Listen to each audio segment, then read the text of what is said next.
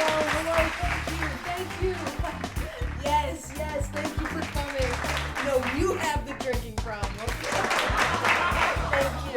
Thank you. All right.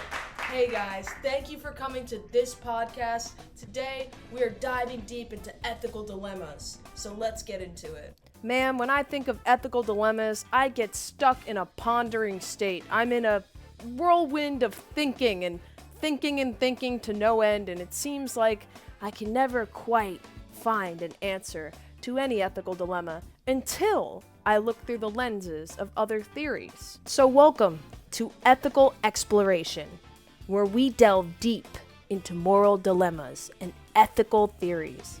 I'm your host, Michelle, and today we must dive into the gripping scenario of the pharmaceutical world. Picture this. You're a researcher at a pharmaceutical company. You're on the cusp of a breakthrough. A drug that could save countless lives. But as the trials progress, you uncover a troubling truth. The drug, while potentially life-saving, carries severe side effects for just a small percentage of patients. This revelation sparks a moral question. Do you push forward, risking harm to just few for the greater good? Or do you halt production, denying treatment for those desperately in need? Now, this dilemma arises in this company, and what they face is that decision of whether to proceed with the drug's release, potentially saving many lives, but risking few. Or should they halt production, ensuring no harm, but denying potentially life-saving treatment to those in need? What would you do? I'm already at a loss.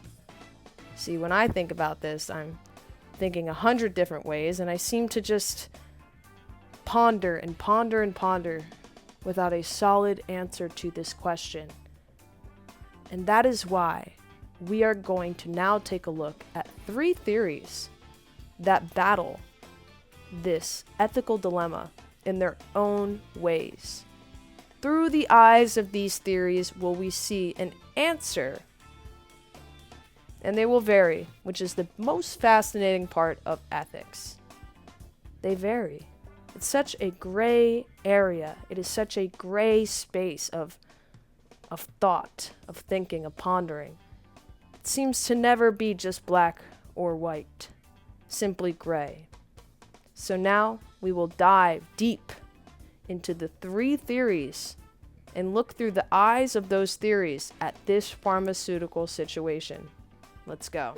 The first perspective we shall be taking a look at is through the eyes of Deontology. At least that's what I call it. Hopefully I'm not butchering that word.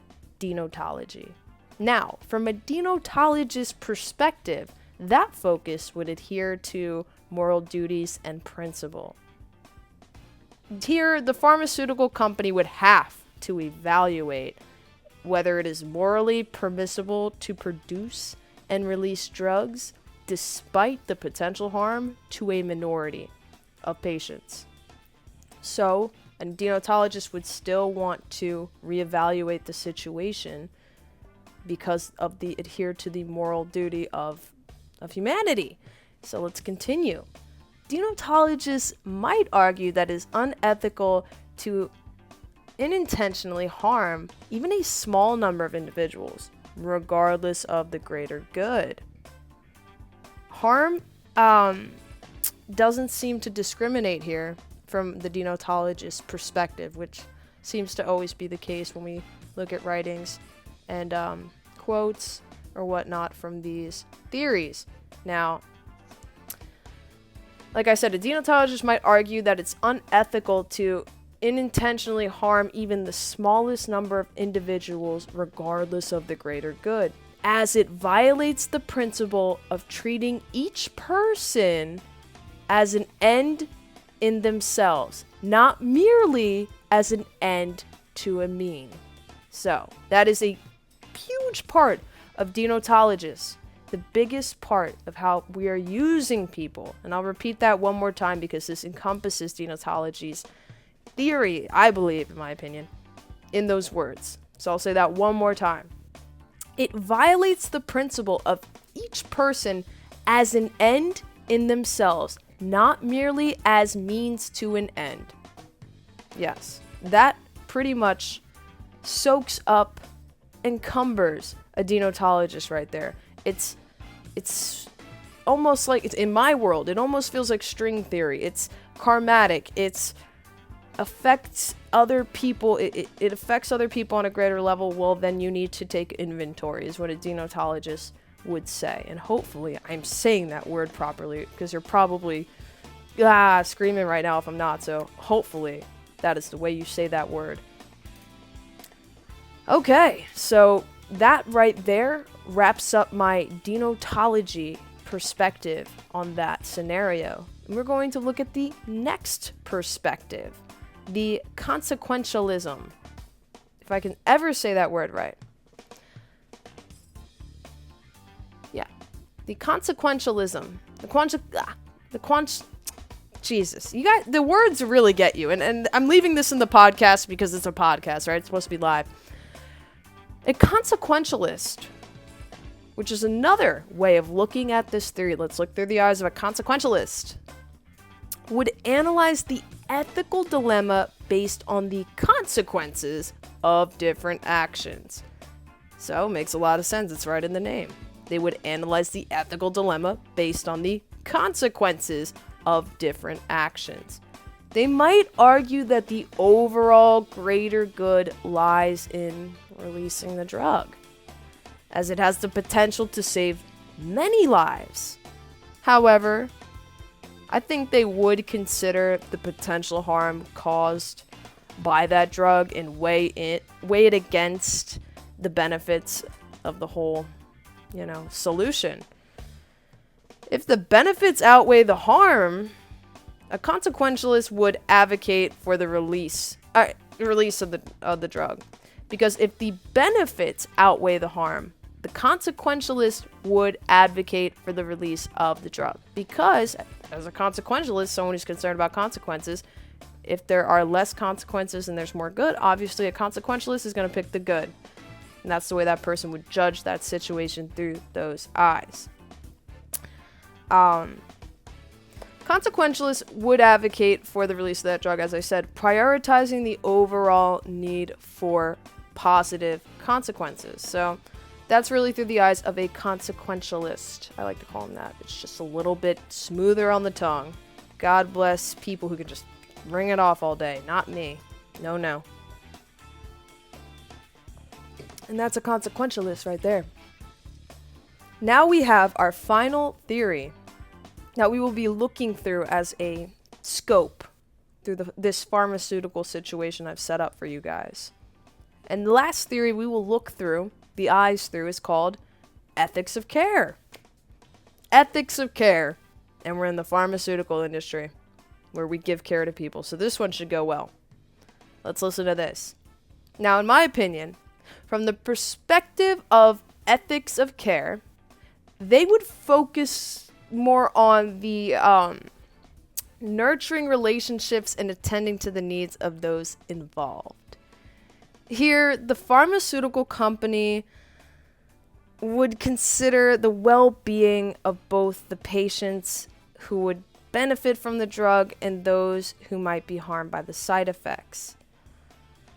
The care of ethics people might be affected by individuals and prioritizing the minimization of harm while still striving to provide care for those in need. So it sounds like, in the way I interpret ethics of care, is someone who weighs ethics in different ways and kind of still goes about it with with mindfulness, is what I'd say.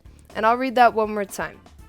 From the perspective of ethics of care, the focus would probably be on nurturing relationships and attending to those in need and those who are involved. So when here at the pharmaceutical company, they would consider the well-being of both the patients who would benefit because they see the benefits that this would provide to the world, but they would also pay attention to those who are harmed by its side effects. So a care of ethics person might advocate for a more empathetic approach involving dialogue with affected individuals and prioritizing the minimization of harm while still striving to provide care for those in need, which I think, and maybe this is just my opinion, trust me, just mine, I think a lot of people lie in ethics of care, and I think a lot of our care today in the big pharma world really ends up with ethics of care, because think about it. You pick up your pharmaceutical medications, drugs, whatever you want to call them, you're still in the drug market. We give out anything nowadays in these companies, and you do get a warning slip that, hey, this drug might hurt you if you do this, this, or that. And I do believe the pharmaceutical industry definitely picked ethics of care. Not for all the right reasons all the time, but I certainly believe we use ethics of care in this exact moment as I'm speaking in our pharmaceutical industry and the way we prescribe drugs or whatever you call them, medications, whatever makes you feel better, right? To individuals. We do it in a way that, yeah, we know that these can hurt certain people, but we'll warn them about it, and you can still get your hands on it. Of course that's the truth. I hear about it every day on the news. So we absolutely are living through ethics of care in this scenario. When you go to the pharmacy, in my greatest opinion, I do believe you're living through ethics of care. Because we do allow drugs that are deadly, and usually do our best to avoid not giving that drug to the person it kills, because it saves too many other people to get rid of it. So, absolutely, ethics of care carries right through to the very world we live in, and into this exact situation. Now, one of ethics of care, here's an interesting one. I mean, think about this. Back in the day, we had cigarettes. It was a new thing, and we didn't have any studies yet because it was too darn new to know when it was going to be bad. And doctors prescribed pregnant women cigarettes. You know, if you were to follow a busy doctor as he makes his daily round of calls, you'd find yourself having a mighty busy time keeping up with him. Time out for many men of medicine usually means just long enough to enjoy a cigarette. And because they know what a pleasure it is to smoke a mild, good-tasting cigarette, they're particular about the brand they choose. In a repeated national survey, doctors in all branches of medicine, doctors in all parts of the country were asked, "What cigarette do you smoke, doctor?" Once again, the brand named most was Camel. Yes, according to this repeated nationwide survey, more doctors smoke Camels than any other cigarette. Why not change to Camels for the next 30 days and see what a difference it makes in your smoking enjoyment? See how Camels agree with your throat. See how mild and good tasting a cigarette can be. You know what I mean? And look where we're at today. When we yell at our kids, "Don't you dare touch a cigarette." Now that comes from ethics of care. We started ignorant. We realized it could potentially harm tons of people. We pulled back right away, told the women don't smoke it while you're pregnant. And now we have warning labels on that package that says, hey, guess what? 70% of you will probably get cancer if you make this a habit. And yet you can still pick it up and get it. I do believe that falls, and I know it's a bit of a reach. It is a bit of a reach, but I will use that example. Bit of a reach, but I do believe it falls into that example of ethics of care. This is also why I hinted towards the care part, how that doesn't really feel right in America today. Because look at what I'm talking about, tobacco use. So that's why I also wanted to prerequisite this with a little bit of tinge of doom, because you're living in it. I mean, don't deny it. Don't deny it. You can't look me in the eye and say, hey, I'm having the best day ever, best year ever. I'll go back to your favorite year. I'll come with you.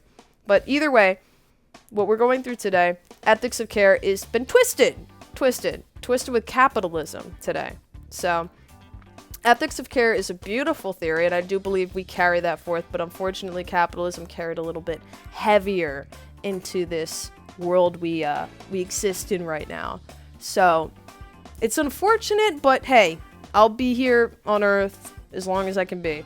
So I'll do my best to make all the changes I can and stomp my feet and make the world better for my children. So that's the goal of everyone in every life we live, right?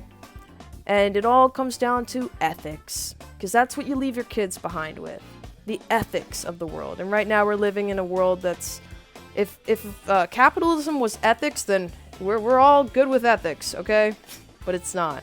So we definitely got some work to do. But absolutely. All right, guys. Thank you so much for coming to my podcast. I so appreciate you guys. This has been one of the best shows ever so far. I can't believe this many of you showed up. Relax.